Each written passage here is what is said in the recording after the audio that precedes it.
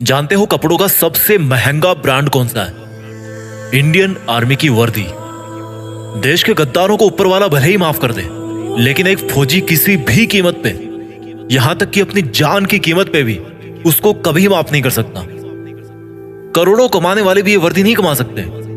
दुनिया के जो बड़े बड़े करोड़पति अरबपति बन के बैठे हैं ना, जो जिनको आप टीवी पर सिनेमा में हीरो बने हुए देखते हो, वो भी नहीं है उस वर्दी को कमाने के लायक। क्योंकि वो वर्दी भाई पैसों से नहीं मिलती, वो पैसे में नहीं बिकती। अगर पैसों में बिकती तो हर कोई पहन के घूमता और अपने आप को फौजी बोलता। उस वर्दी को अगर कमाना है ना, तो पैसा नहीं चाहिए, पैसा नहीं बनाना उसके लिए, उसके लायक बनना है। अगर उस वर्दी को कमाना है ना, तो खुद की जिंदगी, खुद की माँ की खुशी और अपने बचपन के सभी दोस्तों के साथ को कुर्बानी पे लगाना पड़ेगा। और इस कुर्बानी की हिम्मत जिसमें होती है, वही फौजी बनने के लायक होता है।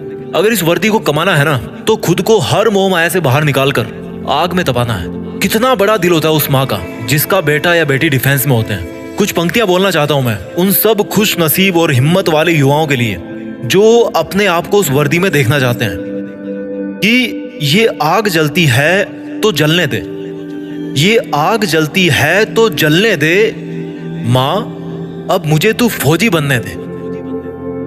जाना है उस जगह, जाना है उस जगह जहां सुना है मन के मौजी बसते हैं। जाना है उस जगह जहां सुना है मन के मौजी बसते हैं। बहुत देख लिए दुनिया, चल अब फौजी बनते हैं। बहुत जीली नाकाम जिंदगी, चल अब देश के लिए कुछ काम करते हैं। फर्जी के रिश्तों में जिंदगी बर्बाद कर डाली, चल अब जिंदगी देश के नाम करते हैं। अब फौजी बनते हैं। ये सरहदें पुकारती मुझको है, ये आतंक की बदबू ललकारती मुझको है।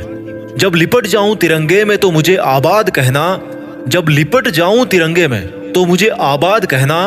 मेरी माँ पल्लू में छिपी हंसी तेरी बहुत प्यारी है, मेरी माँ पल्लू में छिपी तेरी हंसी बहुत प्यारी है। जब लिपट जाऊं तिरंगे में तो मुझे आबाद कहना, मेरी माँ पल्लू में छिपी हंसी तेरी बहुत प्यारी है। इसलिए मुस्कुराते हुए अपने लाल को गुड बाय कहना।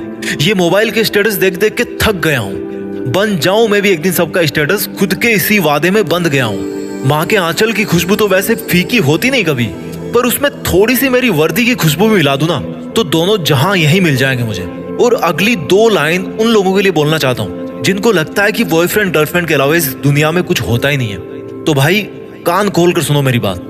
बेवफाओं की इस दुनिया में हम कभी वफा ढूंढते थे। ये एक फौजी की तरफ से लाइंस आपके लिए कि बेवफाओं की इस दुनिया में हम कभी वफा ढूंढते थे।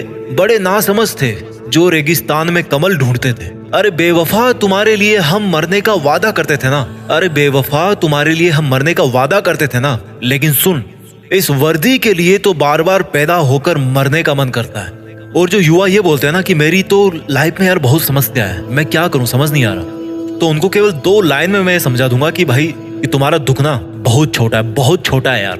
कि हमने समंदर को भी सूखते देखा है, हमने समंदर को भी सूखते देखा है, जब जब मेहंदी वाले हाथों ने मंगलसूत्र उतार के रखा है। जिंदगी में समस्या किसके पास नहीं है, पर एक वो इंसान भी है जो फौजी की वर्दी में हर समस्या का सामना करके अपना फर्ज निभाता है, लेकिन फिर भी रोता नहीं है, मुस्कुराता है। वो फौजी जो हर बार छुट्टी से वापस आते समय यही बोल के आता है कि जल्दी फिर लौट के आऊंगा। लेकिन ये किसी को नहीं पता होता, उसको खुद को भी नहीं पता होता कि वो फिर जल्दी कब आने वाला है ना हिम्मत, है ना हिम्मत। मैं जीत फिक्स के मंच से उन सभी फौजी भाइयों को सलाम करता हूँ और उन पोटेंशियल यूथ को मोटिवेट करना चाहता हूँ जो फौज में भर्ती होने का सपना अपने मन में ठान चुके हैं। क्योंकि दुनिया में देश का नाम करने का इससे बेहतर कोई दूसरा तरीका नहीं हो सकता। मैं सैल्यूट मारता हूँ फौजियों को जो एकमात्र रियल हीरो है इस कंट्री के। फौजी एक तरह के हीरो नहीं है, वो एकमात्र रियल हीरो है। सैल्यूट, जय हिंद, वंदे मातरम।